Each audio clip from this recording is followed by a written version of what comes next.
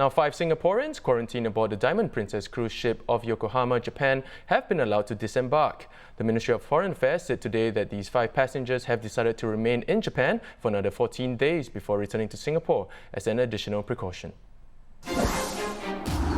Elsewhere, South Korea has designated 2 cities as special care zones as the number of confirmed cases spike to 156. The cities are Daegu and neighbouring Cheongdo County.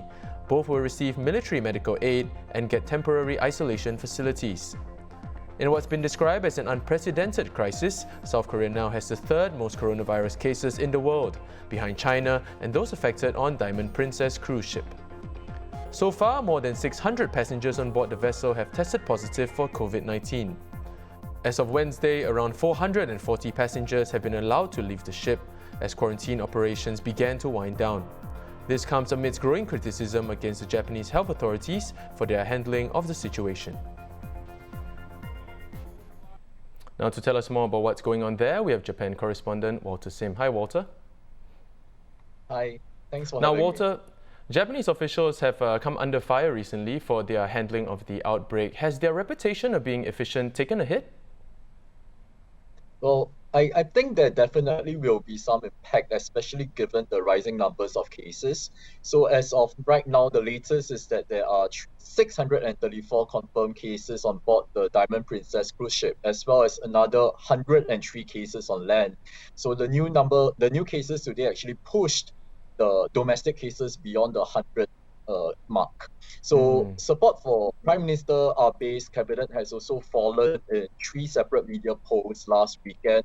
And right now in the Diet, as Japan's parliament is called, we see cabinet ministers from Environment Minister Shinjiro Koizumi and even Prime Minister Shinzo Abe himself who are being accused of skipping coronavirus task force meetings to attend their own private functions. So there is this there is mounting criticism of whether the government is actually taking this crisis seriously enough.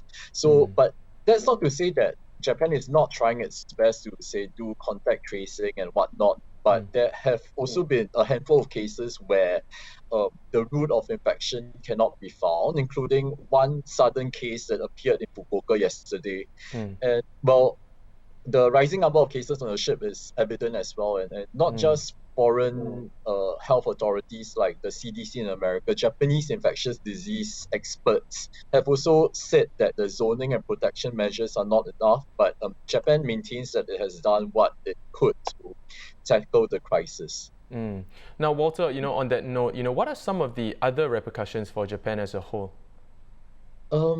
Well, of course, tourism has taken a very hard knock, and this is fast turning into what I think is a huge PR nightmare for the Abe administration. So Japan wants to attract 40 million visitors to Japan this year, given that in line with the Tokyo Olympics, of course, but arrivals have plunged to the point where Kyoto and Arashiyama, which is perpetually crowded, has actually launched a tourism campaign to try to woo people back. And you are probably familiar with Hokkaido's Shiroi Koibito white chocolate biscuits. It's quite it's quite a famous souvenir. So the makers of that of those biscuits have actually stopped production because to cut losses because of dwindling sales. And of course there are further economic repercussions as well. So last quarter, Japan's economy already shrank 6.3%, and that is without this ongoing coronavirus outbreak. Now, Walter, this is interesting. Now, Japan had 0 cases of SARS back in 2003. Now, could their response now be down to the authorities' lack of experience, when dealing with epidemics such as the coronavirus?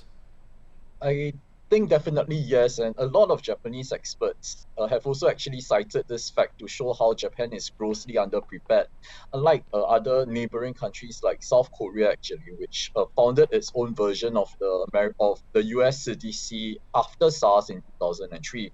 So because of that, Japan does not have this coordinated, centralized health body for its response, which is pretty much left to government bureaucrats who then discuss what is the best way to react with its own panel of medical experts. So, and because of this unpreparedness, only as recently as last week, Japan only had the capacity to test 300 samples a day, which pretty much astounded me because I think that is very little. Yeah.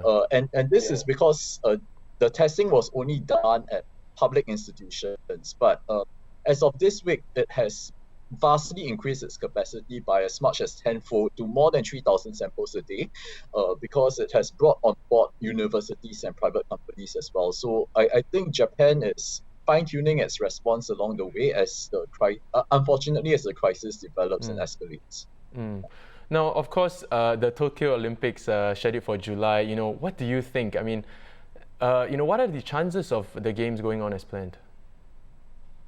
Well, Tokyo definitely wants the games to go on, and it's on that note that Tokyo has continued preparations as planned. But as of now, I think it's still too early to say whether the games will go on or not, because, well, the Olympics are still 5 months away.